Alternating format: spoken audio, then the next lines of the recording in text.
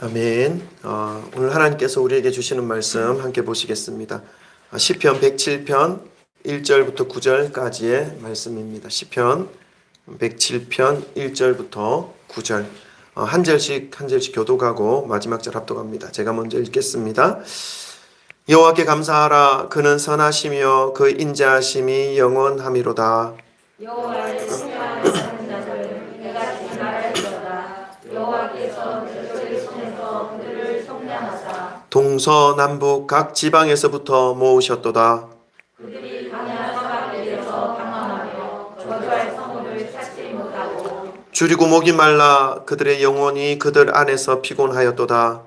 이에 그들이 근심 중에 여호와께 부르짖음에 그들의 고통에서 건지시고 또 바른 길로 인도하사 거주할 성읍에 이르게 하셨도다. 여호와의 인자하심과 인생에게 행하신 기적으로 말미암아 그들을 찬송할지로다. 다 같이 읽습니다. 그가 사모하는 영혼에게 만족을 주시며 줄인 영혼에게 좋은 것으로 채워주심이로다. 아멘. 할렐루야. 주 예수 그리스도 이름을 찬양합니다. 우리 지난주 토요일 입당 감사 예배를 하나님 앞에 올려드리고 제 개인적으로는 기도의 제목이 좀 더 많아졌습니다. 한 번도 교회가 세워진 적이 없는 이 마을에 하나님께서 교회를 무사히 세워주셨고 여전히 조심스럽지만 주님의 마음을 품고 마을 사람들에게 인사를 하면서 조금씩 복음을 품고 그들을 향하여 가고 있지만 여전히 이분들의 마음은 복음을 경계하는 그런 모습들을 보여주고 있습니다. 교회가 사람들의 눈에 잘 띄는 곳에 위치했다면 지나가는 사람이라도 들어올 것인데 하는 이런 아주 가느다란 소망마저도 품어볼 텐데 정말로 누군가 전도하지 않으면 누군가 나가서 전하지 않으면 이곳에 교회가 있는지조차도 알지 못하는 그런 위치, 그러나 하나님께 세워주신 이 위치 참 많은 것들을 생각하게 하는 그런 시간을 가지고 있습니다. 이제 입당 예배도 드렸으니까 교회로서의 사명을 더 감당해야 할 텐데 하는 마음으로 이 기도의 내용이 점점 많아지고 있음을 느낍니다. 이렇게 기도하고 있으면 매 주일마다 하나님께 예배드리기 위해서 이곳에 이렇게 함께 오시는 여러분 한 분 한 분이 얼마나 하나님께서 사랑하시는 심령인지 또 이곳까지 인도하고 계신 하나님의 은혜를 직접적으로 받고 있는 분들이라는 것을 깨닫게 해주셔서 더욱더 한 분 한 분을 놓고 기도할 수 있게 됩니다. 너무 귀한 분들이기 때문에 그렇죠. 오늘도 이 귀한 한 분 한 분의 모습을 보면서 서로 사랑 고백하고 말씀을 받도록 하겠습니다. 우리 뒤를 돌아보시고 사랑합니다. 축복합니다. 잘 오셨습니다. 아멘. 아멘. 네, 아멘. 너무 귀한 분들입니다. 잘 오셨습니다. 여러분 오늘은 추수감사절입니다. 해마다 추수감사절에 성찬식과 세례식을 거행해 왔습니다. 그런데 오늘 이번 추수감사절은 저희가 이제 입당 예배를 준비하느라 세례 교육을 하지 못한 관계로 한 달 정도 연기해서 성탄절날 성례를 거행하도록 그렇게 하였습니다. 우리나라의 모든 교회들이 11월 셋째 주 이 날을 추수감사절로 지킵니다. 거의 대부분 그렇죠. 어떤 분들은 11월 첫째 주에 지키는 교회도 있긴 하지만 대부분 셋째 주에 다 지킵니다. 추수감사절이라고 해서 이 농사를 짓는 농촌에서만 지키는 절기가 아니죠. 농촌이나 도시나 상관없이 지켜지고 있는 그런 절기입니다. 근데 가끔 추수감사절의 의미를 어떻게 이해를 하는 것이 좋을까 하는 그런 생각을 가지게 하는 질문을 받습니다. 어떤 질문이냐면요. 많은 분들이 굳이 추수감사절이라고 해서 감사하는 날로 정해서 예배를 드려야 합니까? 하는 질문을 가끔 합니다. 오늘날에는 추수하는 것도 점점 없어지고 있는데 꼭 지켜야 하는 것입니까? 하는 그런 질문을 받기도 하죠. 그럴 때에 이 추수감사절을 어떻게 우리가 지키고 받아들이고 마음가짐을 가져야 하는가 하는 것에 대해서 더 깊이 고민하게 됩니다. 물론 추수감사절의 의미를 어떻게 이해를 하는 것이 좋을까 하는 그런 생각을 가지게 하는 질문을 받습니다. 어떤 질문이냐면요. 많은 분들이 굳이 추수하는 것도 점점 없어지고 있는데 꼭 지켜야 하는 것입니까? 하는 그런 질문을 받기도 하죠. 그럴 때에 추수감사절을 어떻게 우리가 지키고 받아들이고 마음가짐을 가져야 하는가 하는 것에 대해서 더 깊이 고민하게 됩니다. 성경에서는 분명하게 추수감사절이라는 단어를 사용하고 있지 않습니다. 그러나 그 의미를 찾을 수 있는 절기가 있습니다. 수장절과 초막절입니다. 레위기 23장 34절에서는 초막절을 지키라라고 말씀하고 있습니다. 그 의미는 이스라엘 백성들이 400년 동안 이집트 애굽의 종살이로 살다가 이제 하나님께서 그 탄식과 그 고통의 소리를 들으시고 모세를 세우셔서 그 종된 자리에서 빠져나오게 하시고 자유자로 하나님께서 은혜를 베풀어 주십니다. 그리고 40년 동안 광야에서의 삶을 살아가게 하죠. 근데 그 40년 동안 하나님께서 베푸신 그 은혜, 옷이 헤어지지 아니하고 신이 닳지 아니하고 하나님께서 약속하신 그 약속의 땅 가나안 땅으로 인도하셨던 그 모든 과정 속에서 하나님께서 공급하셨던 그 은혜를 기억하면서 수장절을 지키라, 초막절을 지키라라고 하는 그 의미를 말씀하고 있습니다. 그리고 그 하나님의 인도하심과 하나님의 지키심과 보호하심을 자자손손 기억하게 하기 위해서 이 수장절과 초막절을 지키게 하는 그런 말씀이 레위기에 기록되어져 있습니다. 그래서 오늘날에도 유대인들은 유대력, 우리나라 달력하고 좀 다릅니다. 유대력은 우리가 부활절이 있는 4월이 그들은 첫 번째 달입니다. 그러니까 3개월 정도 차이가 납니다. 그들이 지키는 일곱째 달 22일부터 29일까지 일주일간 수장절이라고 하는 절기를 지킵니다. 우리나라 달력으로는 10월 말이나 11월 초 이쯤 될 것입니다. 어쨌든 수장절과 초막절을 아직도 유대인들은 하나님의 그 명령을 쫓아서 지키고 있습니다. 우리가 이러한 구약적인 의미를 지키기만을 위해서 이 추수감사절을 지키는 것은 좀 부족합니다. 아닙니다. 이 추수감사절의 시작적인 그 출발의 근원을 우리가 함께 살펴본 것입니다. 그렇다면 왜 우리는 이 추수감사절을 지키려고 하고 있는 것입니까? 그것은 우리의 신앙을 감사에 초점을 맞추기 위함입니다. 물론 이날만 지정해서 특별히 감사하자 하는 그런 의미는 저는 맞지 않다고 생각합니다. 우리의 모든 삶이 감사지만 이 추수감사절을 통해서 1년 동안 베풀어 주셨던 하나님의 그 은혜를 우리가 되새겨보고 정말 마음으로부터 우러나는 감사를 하나님께 올려드리자 하는 그런 의미에서 이 절기를 지키는 것이 합당하다라고 저는 믿습니다. 믿는 자들의 모습에 특징이 있죠. 특색이 있습니다.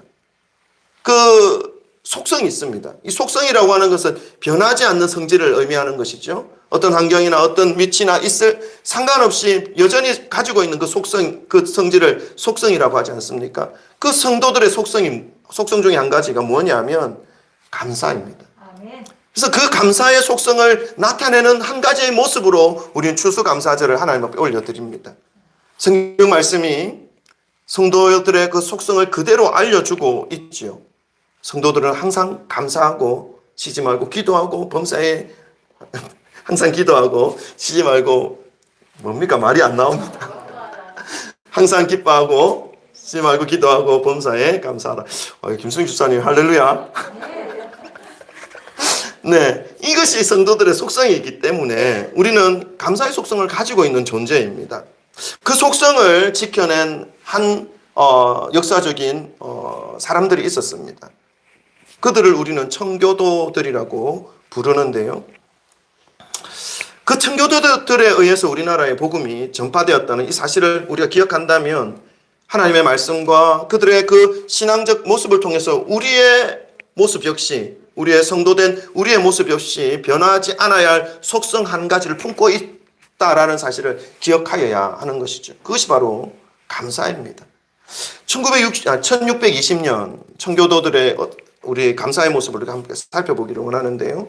1620년 9월 16일 날 영국의 이 구교와 신교의 갈등에 의해서 신앙의 자유를 찾기 위해서 그들은 배를 타고 메이플라워호라는 배를 타고, 그거는 여객선이 아닙니다. 안락한 여객선이 아니라 화물선이었습니다. 물건들을 적재하고 옮겨가는 얼마나 열악한 환경이었겠습니까?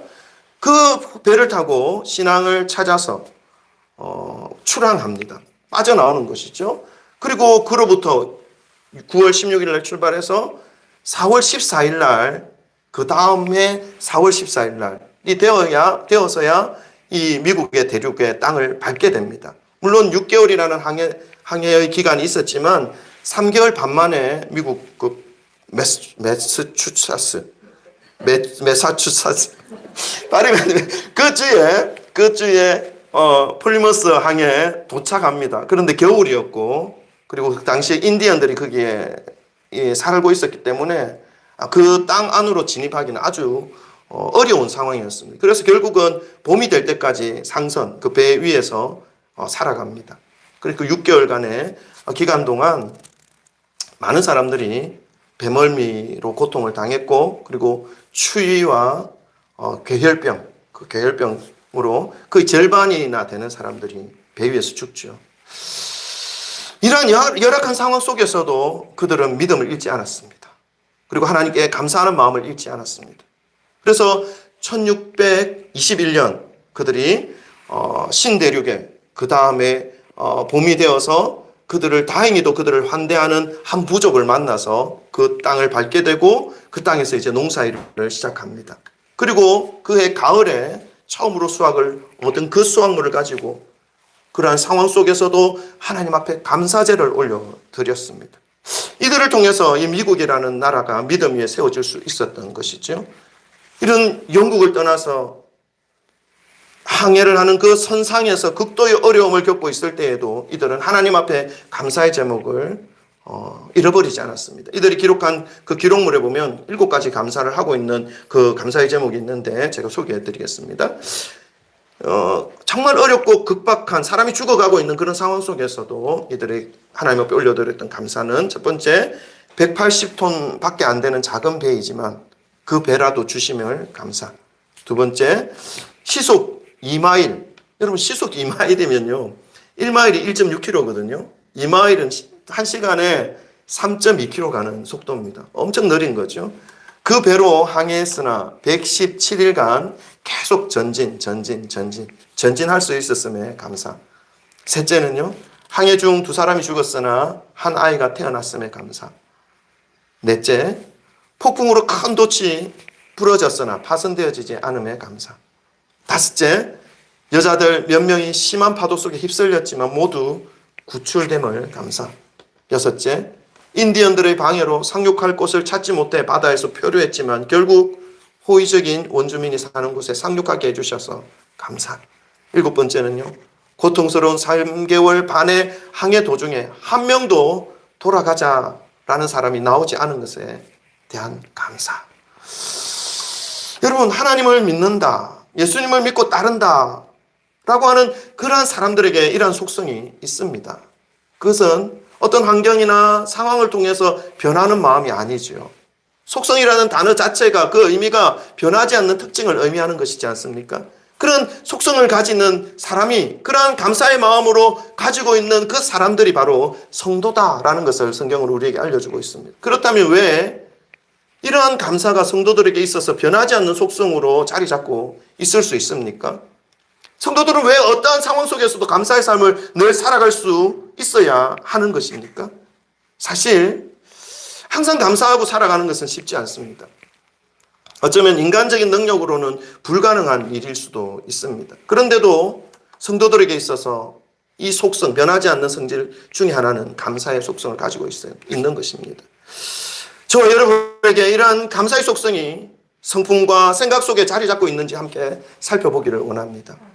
그리고 항상 우리가 감사할 수 있는 이유가 어디에 있는지 오늘 본문 말씀을 통해서 발견하시고 마음에 새기시기를 주님의 이름으로 축원합니다. 그렇게 하여서 더욱 감사에 넘치는 삶을 살아가시기를 주님의 이름으로 축원합니다. 우리의 감사의 그 이유, 우리가 감사를 어디에 두어야 하는지에 대해서 오늘 본문 말씀은 우리에게 알려주고 있는데, 첫 번째는요, 하나님의 선하심과 인자하심 때문에 우리는 감사할 수 있습니다. 아멘. 1절을 우리 함께 읽어보시겠습니다. 다 함께 1절 107장 1절입니다. PPT PPT 준비되어 있습니다. 너무 걱정하지 마세요. 9절이 왜 다르죠? PPT가 잘못 만들어진 겁니까? 아니면 PPT 자, 예, 맞습니다. 이제 나 할렐루야. 사랑합니다. 괜찮으면 집중하십시오. 107장 1절입니다. 다 같이 함께 읽겠습니다. 시작. 여호와께 감사하라. 그는 선하시며 그 인자하심이 영원함이로다. 아멘. 성도가 감사를 두어야 하는 제목, 감사의 제목이 되어야 하는 것이 바로 여호와 하나님이 선하시고 인자하심이 영원하기 때문이다라는 것을 성경 우리에게 알려주고 있습니다. 지나온 1년을 되돌아본다면 우리가 감사할 수 있는 제목이 참으로 많이 있습니다. 물론 감사하지 못할 이유도 찾으면 무척 많이 있겠지요. 많은 사건과 사고 속에서 저와 여러분을 지켜주신 하나님께 감사. 상가에서 나와서 이렇게 아름답고 조용한 곳에 주님의 교회를 세워주신 것도 감사. 코로나로 인해서 어려운 시기에 믿음을 잃지 않고 오히려 더욱 말씀 붙잡고 믿음의 길을 달려가게 하심, 그 은혜도 감사. 감사의 제목이 참으로 많다는 것을 우리는 기억할 수 있습니다. 오늘 본문 말씀을 기록한 이 시인, 이 시편을 기록한 이 시인에게도 수없이 많은 감사의 제목이 있었을 것입니다. 그러나 그 많은 감사의 제목 중에 감사의 그 제목을 감사의 제목으로 삼는 것이 아니라 무엇으로 감사를 하고 있습니까? 이 시인은 여호와 하나님의 선하심과 인자하심이 영원한 것에 대하여 감사의 제목을 삼고 있습니다. 여호와 하나님의 속성, 변하지 않는 성질, 그것이 바로 선하심과 인자하심이 영원하다는 것입니다. 이 하나님의 모습은 시간이 흘러가도, 장소가 바뀌어도, 환경과 상황이 변하여도 변하지 않는 하나님의 성품과 속성이라는 사실을 여러분 기억하시기를 바랍니다.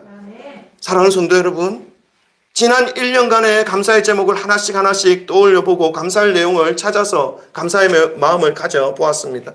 사실요, 그러한 감사의 제목은 상황이 나빠지면, 환경이 또 어려워지면 없어지는 감사의 제목입니다. 그래서 우리의 믿음의 길을 가는 성도들이 마땅히 감사의 제목으로 붙잡고 가야 하는 것은 환경과 상황의 어떤 조건이 좋아진 것으로 인해서 감사할 것이 아니라 살아계신 하나님의 선하심과 인자하심이 영원하다는 것에 대하여 감사하고 나아가야 할 것임을 여러분 기억하시기를 소망합니다. 하나님의 변함이 없으신 그 속성에 감사를 둔다면 어때요? 우리를 둘러 무겁게 억누르던 모든 환경과 상황 속에서라도 좌절하지 않습니다. 주저앉아 포기하지 않습니다. 다시 일어나 달려갈 수 있고 감사할 수 있는 능력을 소유하게 되는 것이죠. 그래서 감사 속에서도 감옥 속에서도 감사와 찬양을 올려드렸던 이 바울 사도의 그 모습처럼 극도의 열악한 환경과 상황 속에서 감사를 잃어버리지 않았던 이 청교도들의 그 모습처럼 성도들로서 합당한 변하지 않는 감사의 속성을 잃어버리지 않게 될 수 있는 것이죠. 이번 추수감사절을 통해서 더욱 깊은 감사의 삶으로 회복하시기를 주님의 이름으로 축원합니다. 두 번째, 하나님의 속량 때문에 우리는 감사할 수 있습니다. 본문 말씀 우리 2절과 3절 함께 읽겠습니다. 2절 3절 다 같이 읽습니다. 시작.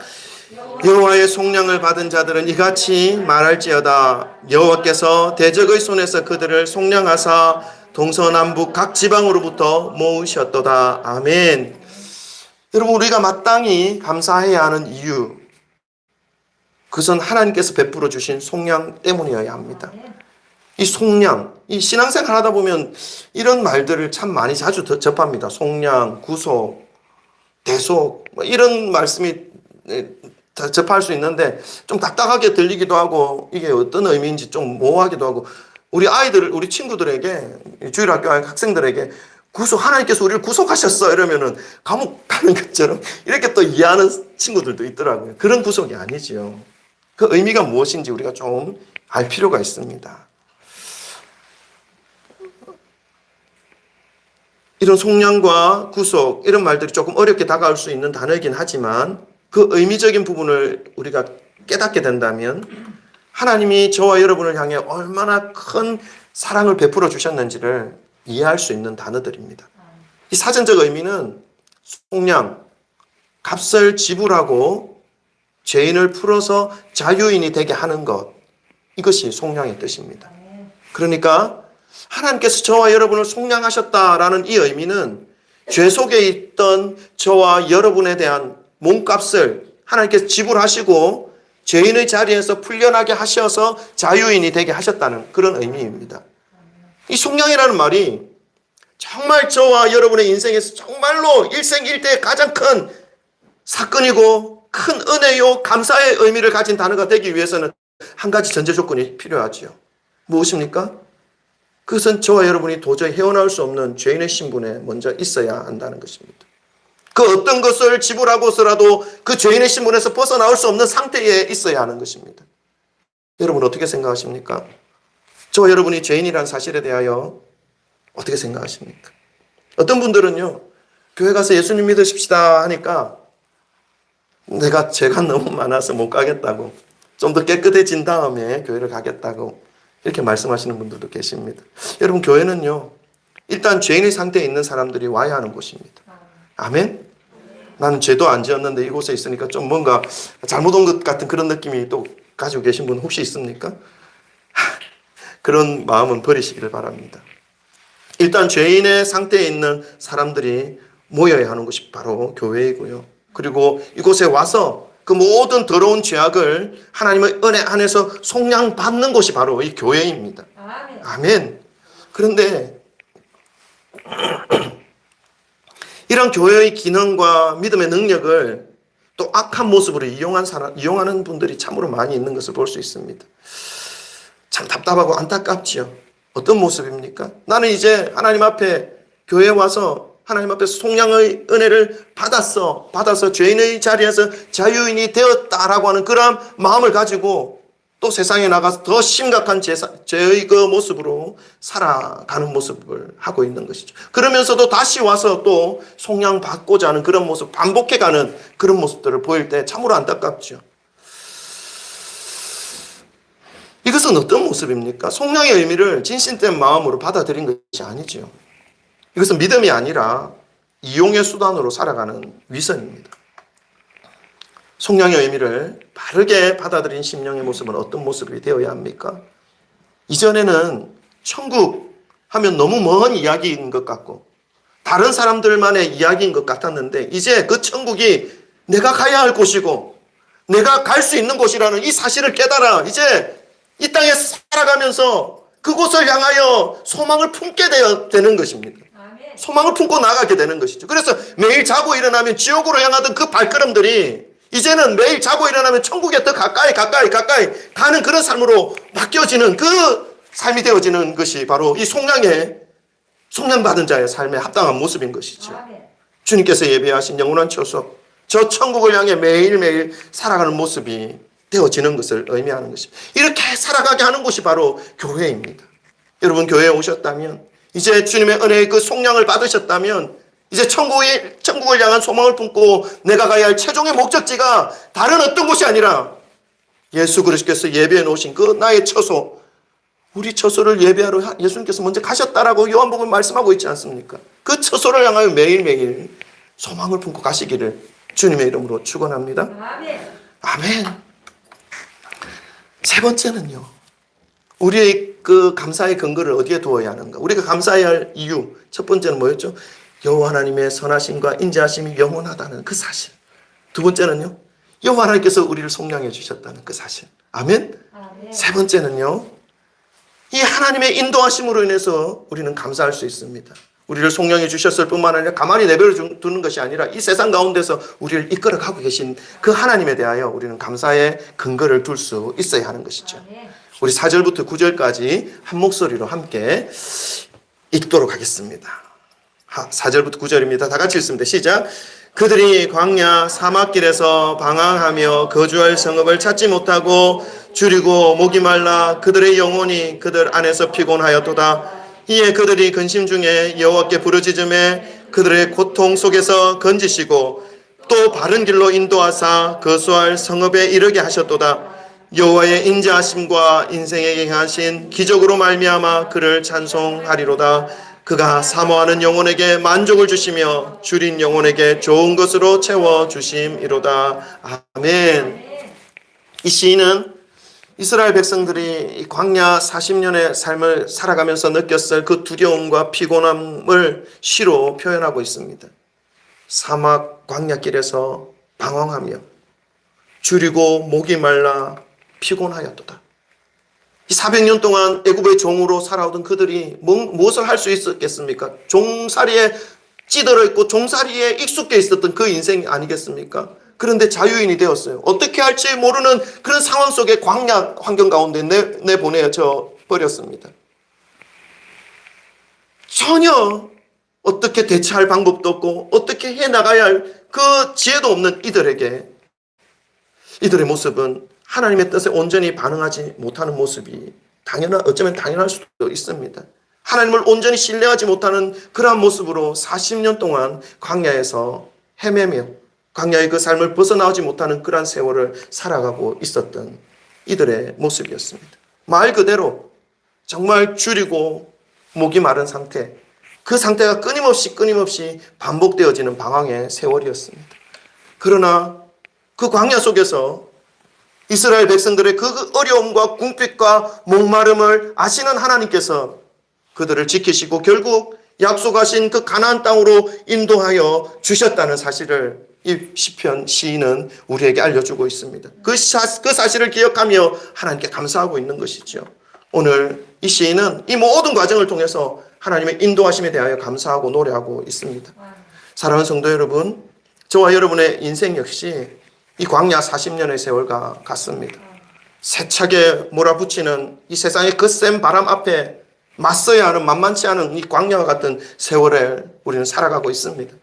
때로는 궁핍이 나를 눈물겹게 하기도 하고, 때로는 한없는 절망과 지침이 우리의 발걸음을 땅속 깊은 곳으로 꺼져 들어가게 만드는 것이 바로 이 땅에서의 삶이라는 것을 우리는 너무나 잘 알고 느끼고 있습니다. 이러한 광야와 같은 이 세상에서의 삶, 과연 감사할 수 있는 삶으로 살아갈 수 있습니까? 그렇게 살 수 있을까요? 대답은요, 예스입니다. 왜 그렇습니까? 하나님께서 함께해 주시기 때문에 그렇습니다. 그래서 인생을 특별히 믿음의 길을 걷는 그러한 인생은 이러한 어려움과 고통 속에서 일희일비하지 말라라고 제가 몇 번 말씀을 드린 적이 있습니다. 때때로 경제적으로나 육신적으로나 영적으로나 어떤 어려움이 찾아와도 잠잠히 낙심하지 마시고 여호와 하나님 앞에서 기다릴 필요가 있습니다. 왜냐하면 그분은 살아계신 하나님이시기 때문에 그렇습니다. 저와 여러분을 지금까지 이끄셨고 지켜주셨던 하나님이기 때문에 그렇습니다. 이스라엘 백성들을 광야 40년 동안 먹이시고 입히시고 마시우신 분이 바로 그 하나님이시기 때문에 그렇습니다. 끝까지 신뢰하심으로 감사의 마음을 잃어버리지 않고 잠잠히 주님 앞에서 나의 욕심과 자아를 내려놓고 은혜를 구하며 살아가고 있으면 신실하신 하나님께서 우리가 생각했던 것과 비교할 수 없는 그런 은혜의 삶으로 인도하여 주시는 것을 경험할 수 있게 될 것입니다. 오늘 본문 말씀을 기록한 이 시인은 6절부터 9절까지의 말씀을 통해서 하나님이 어떠한 분이신지를 정확하게 알려주고 있습니다. 우리 한 번 더 6절부터 9절까지 한번 읽어볼까요? 6절부터 9절 눌러보시죠. 네, 계속 눌러봐 주세요. 네, 6절부터 9절 하나님이 어떻게 신실한 모습으로 인도하여 주셨는지를 시인은 기록하고 있습니다. 6절부터 9절 다 같이 읽습니다. 시작. 이에 그들이 근심 중에 여호와께 부르짖음에 그들의 고통에서 건지시고 또 바른 길로 인도하사 거주할 성읍에 이르게 하셨도다. 여호와의 인자하심과 인생에게 행하신 기적으로 말미암아 그를 찬송할지로다. 그가 사모하는 영혼에게 만족을 주시며 줄인 영혼에게 좋은 것으로 채워주심이로다. 아멘. 여러분, 우리의 인생은 끝을 맞이하고 있는 상태가 아니지요. 진행 중입니다. 계속 지금 언젠가 마지막이 올 수 있는 이 삶을 매일 진행하고 있습니다. 그러하기에 어쩌면 이 하나님의 이러한 신실하신 인도하심을 인생이 진행되고 있는 그 순간순간에는 깊이 느끼지 못할 가능성이 많습니다. 그러나 그 순간순간을 살고 지내왔을 때에 그 지나온 발걸음들을 되돌아볼 때에 오늘 시인이 고백한 이 신실하신 하나님의 그 능력의 손길과 능력의 숨결이 저와 여러분의 삶 속에서도 한순간도 빠짐없이 늘 함께 하고 계셨다는 이 사실을 진실된 마음으로 고백할 수 있을 것입니다. 이러한 하나님의 진실하심 그 신실하심을 의지하며 살아간다면 때때로 감당할 수 없는 것만 같은 이 세상의 거센 바람 속에서도 감사하며 기뻐하며 믿음의 길을 묵묵히 힘있게 달려갈 수 있으리라 확신합니다. 아멘. 이러한 하나님을 찬양하고 그렇게 하실 저와 여러분을 그렇게 살아가실 저와 여러분을 축복하고 사랑합니다. 아멘. 하나님의 신실하심을 찬양드리며 오늘 말씀을 마무리하고 싶습니다. 우리 하나님 여태까지 우리를 인도하셨고 우리를 이끄셨고 또 앞으로도 우리를 신실하게 이끌어 가실 그 하나님에 대하여 우리가 찬양하는 시간 가지겠습니다. 오 신실하신 주님 찬양합시다.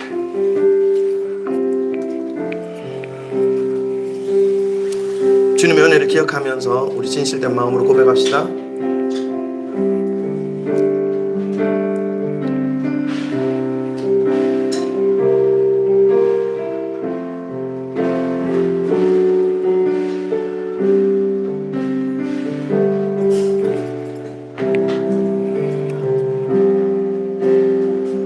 하나님 한 번도 나를 실망시킨 적 없으시고 아멘. 언제나 공평과 은혜로 나를 지키셨네. 지나온 모든 순간들 지나온 모든 세월들 돌아보아도 한 번 더 돌아보 계속 앞으로 그 어느 것 하나 주의 손길 안 미친 것 전혀 없네. 아멘. 오 신실하신 주님, 오 신실하신 주, 오 신실하신 주, 내 너를 떠나지도 않으리라, 내 너를 버리지도 않으리라 약속하셨던 주님, 그 약속을 지키사 이후로도 영원토록 나를 지키시리라 확신하네. 지나온 모든 세월들 우리 한 번 더 찬양합시다. 지나온 모든 세월들 돌아보아도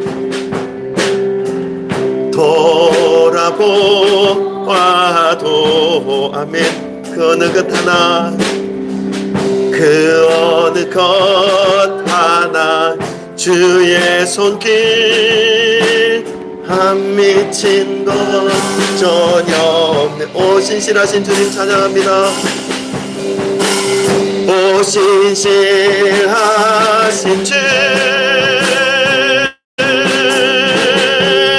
오 신실하신 주, 아멘. 내 너를 떠나지도 않으리라,